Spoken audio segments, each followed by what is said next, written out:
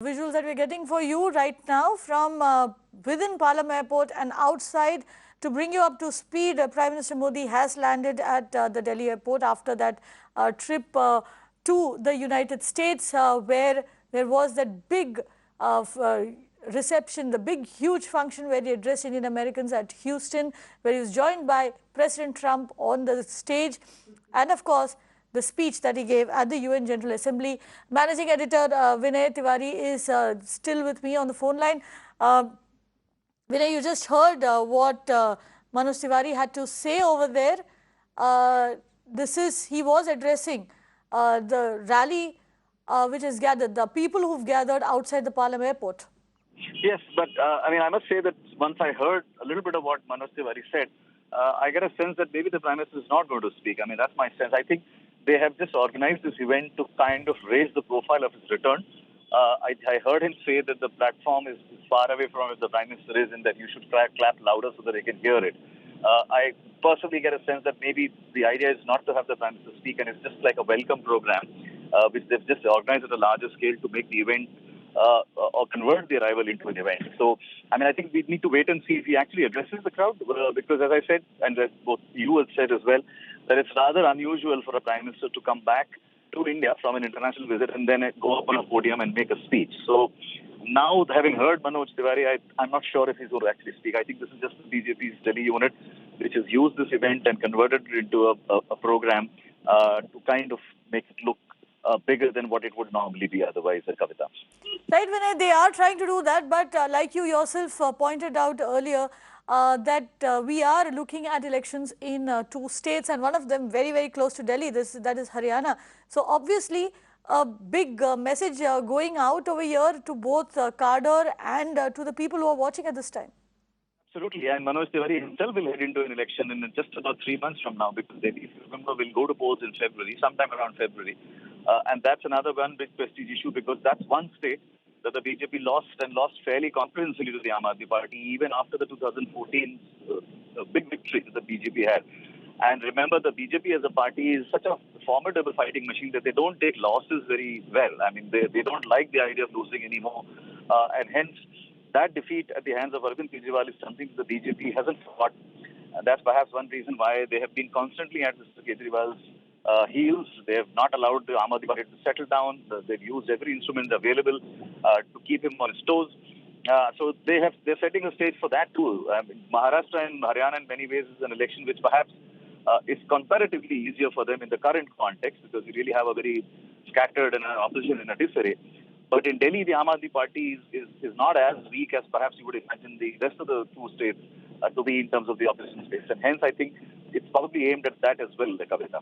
Right. Vinay, we can confirm now that the Prime Minister has stepped out of the car that was ferrying him out of the airport. He is in fact on the dais as we speak. So it does look like he will speak to all of those waiting crowds after all. That's very interesting, because I'm not too sure if I remember the last time something like this happened, just during a return from an international tour. Especially, of course, no one has missed the importance of what Mr. Modi had achieved in Houston. हमारे देश के यशस्वी प्रधानमंत्री श्री नरेंद्र मोदी जी, हमारे मार्गदर्शक, समाज सुधारक, जिन्होंने पूरे विश्व में भारत का माथा ऊपर किया है, गौरवान्वित किया है भारत को, जिन्होंने स्वामी विवेकानंद जी की याद दिलाई है हम सबको, जिन्होंने यूनाइटेड नेशंस में बोलते हुए उनका हम स्वागत करेंगे हम सभी एक माला से।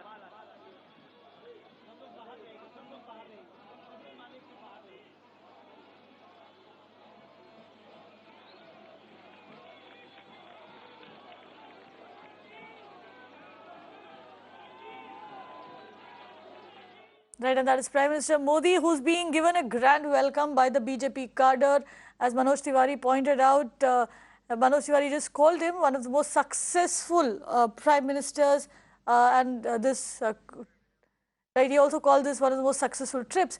But Vinay, one thing is very clear, and in fact, our producer also pointed out, work never stops for the Prime Minister Modi, and he is returning back, and that's a fairly long trip. It doesn't, and I think not just work doesn't stop, but even his his campaign mode never stops. I mean, and I think that's one of the things that has been a hallmark of the BJP ever since they first came to power in 2014. They're always in campaign mode, and they never miss any opportunity to do that. And that's the kind of formidable machinery that perhaps the Indian electorate hasn't seen before. I mean, we've seen the Congress at its peak during the 80s, in the early 80s, and in the mid 80s.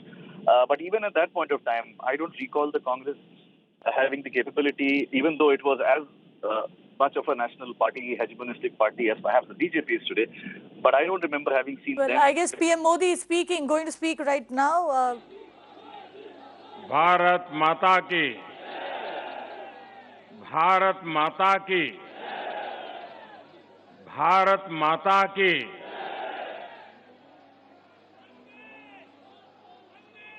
मैं सबसे पहले तो आप सबका तहे दिल से बहुत बहुत धन्यवाद करता हूं।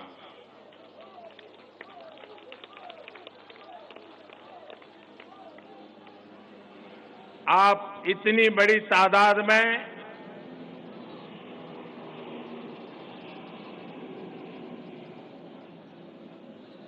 हवाई अड्डे पर पहुंचे, स्वागत सम्मान सत्कार किया,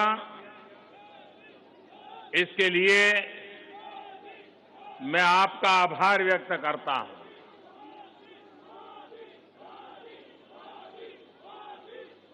और आप सबके माध्यम से मैं पूरे हिंदुस्तान के मेरे प्यारे भाइयों बहनों का सर झुका करके नमन करता हूं। 130 करोड़ देशवासियों को प्रणाम करता हूं, उनका अभिनंदन करता हूं, उनका धन्यवाद करता हूं। मैं 2014 में भी चुनाव जीतने के बाद अमेरिका, यूनाइटेड नेशंस की समिट में गया था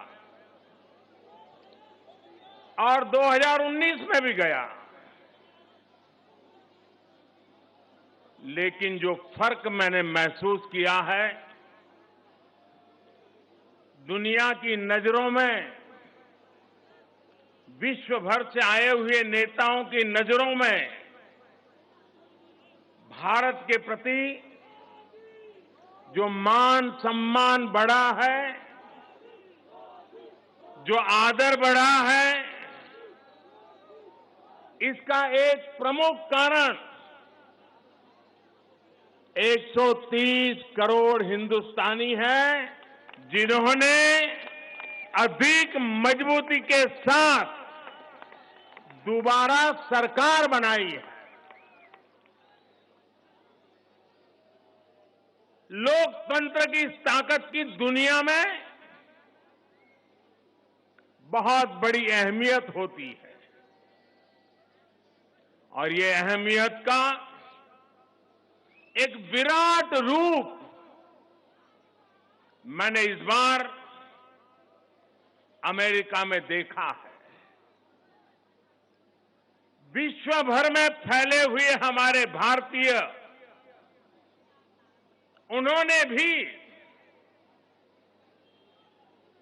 उन देशों में, उन देश के लोगों का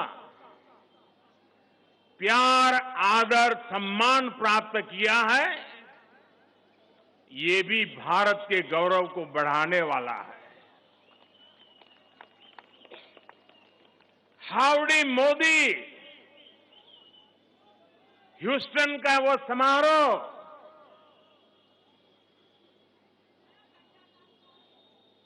उसकी विशालता, व्यापकता, भव्यता, राष्ट्रपति जी का वहां आना, दुनिया की नजरों में भारत और अमेरिका की दोस्ती का एहसास होना, वो तो सब है ही है। लेकिन इतने कम समय में अमेरिका में बसने वाले हमारे भारतीय भाइयों बहनों ने, खास करके मेरे ह्यूस्टन के भाइयों बहनों ने, टेक्सास के भाइयों बहनों ने जो शक्ति का प्रदर्शन किया, उसकी चर्चा वहां रिपब्लिकन पार्टी के लीडर थे, वहां डेमोक्रेट भी थे, राष्ट्रपति जी स्वयं भी थे, एक प्रकार से व्हाइट हाउस का कारोबार चलाने वाले प्रमुख लोग भी वहीं थे। उनके मुंह से वाहवाही सुनना बड़ा स्वाभाविक था, लेकिन जब मैं न्यूयॉर्क पहुंचा और यूनाइटेड नेशंस में विश्व भर के आए हुए नेताओं से मिलना हुआ, हर किसी की जुबान पर शुरुआत यहीं से होती थी, हाउडी मोदी।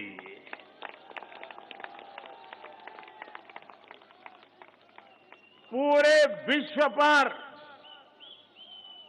हिंदुस्तानी किस प्रकार से प्रभाव पैदा कर सकते हैं, भारत किस प्रकार से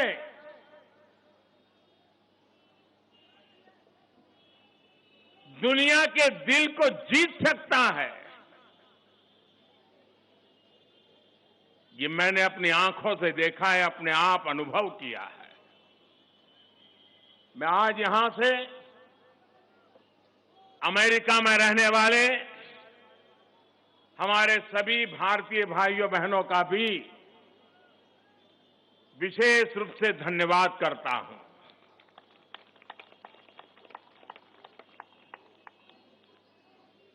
आज विश्व में भारत की आन बान शान की चर्चा तो है ही है, भारत की तरफ देखने का नजरिया भी बदला है। आज विश्व भर में भारत की स्वीकृति बढ़ी है, भारत के प्रति आदर का भाव बढ़ा है, और उसका पूरा श्रेय हिंदुस्तान के भाइयों बहनों को है, विश्व में फैले हुए मेरे प्यारे भारतीय भाइयों बहनों को है। साथियों, आज 28 सितंबर है। 3 साल पहले वो भी एक 28 सितंबर थी, जिस 28 सितंबर को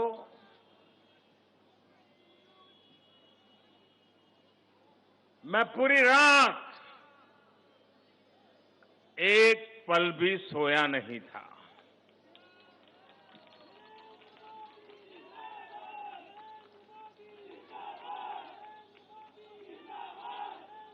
पूरी रात जागता रहा था, हर पल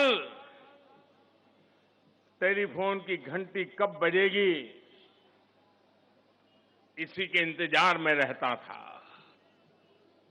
और वो 28 सितंबर भारत के वीर जवानों के पराक्रम की एक स्वर्णिम गाथा लिखने वाला था।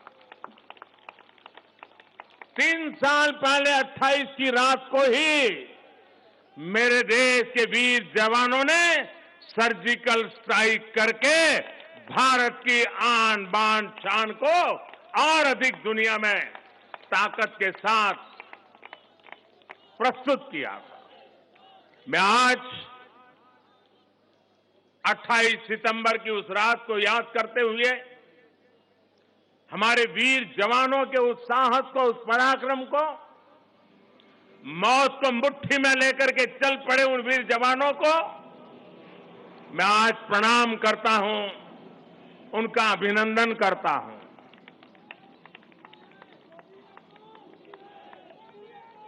साथियों,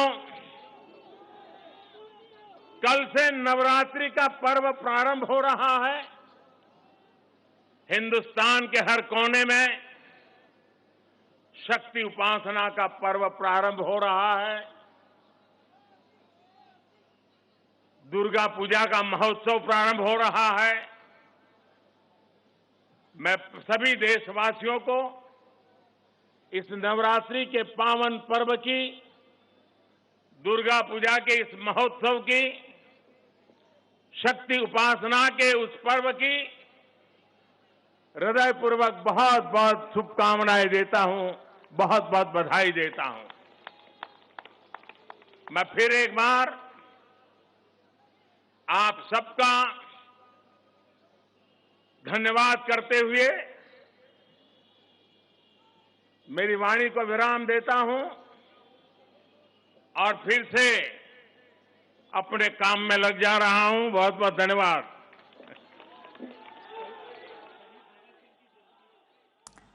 Well, that was Prime Minister Modi addressing the crowds who were waiting for him outside the Palam Airport in Delhi. The Prime Minister is just back from that trip to the US. Vinay Tiwari is still on the line with me.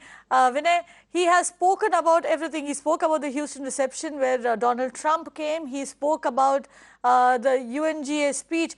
And of course, he spoke about how India's equity in the on the world stage has drastically changed and how it has gone up. And of course, he spoke about the surgical strike. Yes, and I think one of the lessons for all of us is perhaps that the word surprise and unusual really doesn't exist in the lexicon of BJP. I mean, their capability to convert anything into a grand spectacle is perhaps beyond spectacle. And the fact is that the clever use of 28th intervening night, which is the anniversary of the surgical strike that happened post the Uri attack, has been very neatly intertwined. And remember, this comes in the backdrop of India saying, of Mr. Modi saying at the UNGA Assembly that India is not just serious about fighting terror, but they're also angry about it. And a lot of people have read that use of the word angry as part of the proactive policy that now India has in going, not hesitating in crossing the border or crossing the LOC and attacking Pakistani terrorist bases within the POK territory as well.